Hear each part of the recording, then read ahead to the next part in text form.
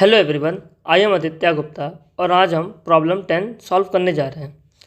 The value of definite integral minus pi to pi 2x 1 plus sine x upon 1 plus cos square x d x is. तो इस problem को solve करने से पहले हम कुछ की कंसेप्ट देखेंगे जो कि इस प्रॉब्लम सॉल्व करने के ड्यूरिंग में यूज़ होने वाले हैं। सो फर्स्ट इज, अगर f हमारा एक ऑड फंक्शन है then integral minus a to a f x की जो वैल्यू होती है वो क्या होती है, 0 होती है। सेकेंड इज, f अगर हमारा इवन फंक्शन है then integral minus a to a f की वैल्यू जो होती है वो क्या होती है, 2 times 0 to a f of x d x. Third है, अगर हमारा f कोई ऑड फंक्शन है और g इवन फंक्शन है तो जो इनका प्रोडक्ट होगा f इंटू जी वो क्या होगा, ऑड फंक्शन होगा ना। फोर्थ इज, इफ़ f और g हमारे कैसे हैं, ऑड फंक्शन है देन f और g जो इनका प्रोडक्ट होगा वो क्या होगा, इवन फंक्शन होगा ना। Fifth is, integral a to b f x d x equals to a to b f of a plus b minus x d x. इसमें क्या कह रहा है, जो हमारा इंटीग्रल है वो सेम होता है जब हम क्या करते हैं, जो इंटीग्रल की वैल्यू है ए बी और ए, इसको हम ऐड करके उसमें से एक्स सब्ट्रैक्ट करेंगे ना। Six is, integral a to b f x d x equals to negative times integral b to a f x d x. हमने क्या किया है पे, ए और बी को जब हम इंटरचेंज करते हैं तो यहाँ पे इंटीग्रल के पहले नेगेटिव साइन आ जाता है। चलिए अब हम प्रॉब्लम को सॉल्व करते हैं। So let I equals to, जो हमारे पास इंटीग्रल दिया उसको हमने आई सपोज कर लिया, माइनस पाई टू पाई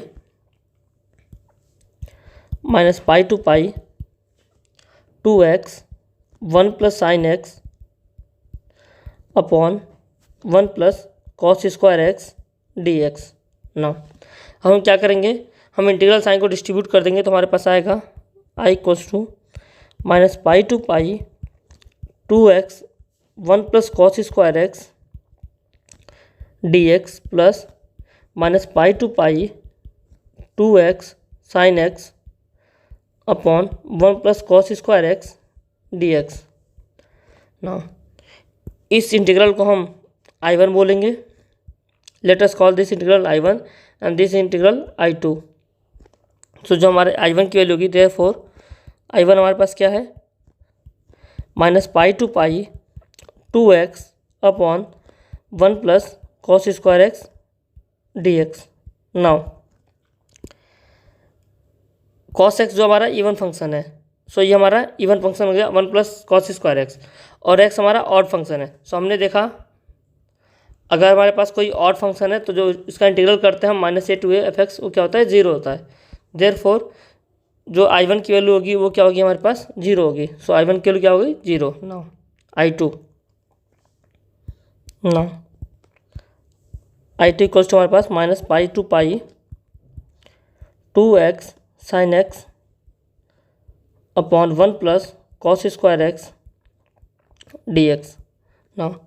यहाँ पे x ऑड फंक्शन है और साइन x भी ऑड फंक्शन है, तो हमने देखा अगर दो ऑड फंक्शन को मल्टीप्लाई करते हैं तो क्या होता है, even function.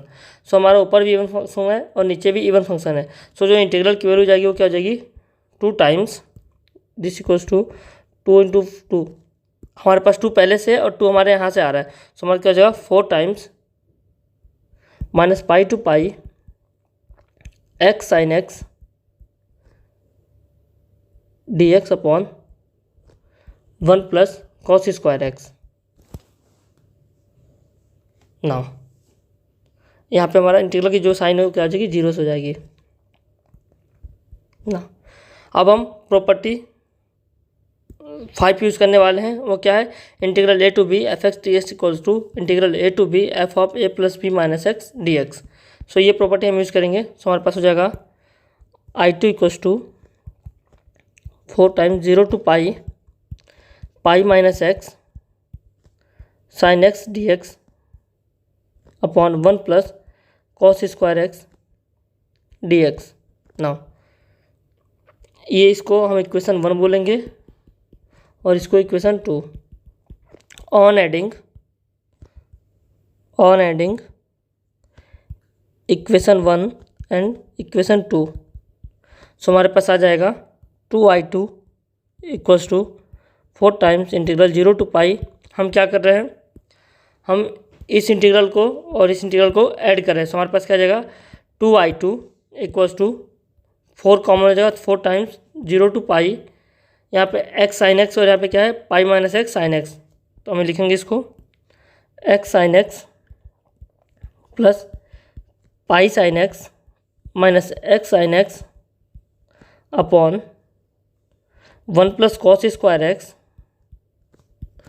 D x. Now अब एक्स साइन एक्स से हमारा x sine x cancel out हो गया, सो ये हमारे पास बच गया। This implies I two equals to, ये 2 से 4 कैंसिल आउट हो गया 2 टाइम्स, सो हमारे पास आ गया I two equals to 2 times 0 to pi sine x upon 1 plus cos square x d x. Now अब यहाँ पे हम क्या करेंगे, यहाँ पे हम सब्सटीट्यूशन करेंगे। So let cos x d x cos x equals to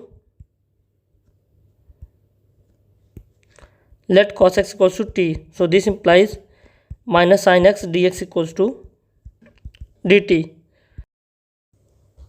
तो आई टी को हमारे पास हो जाएगी आई टी इक्वल्स टू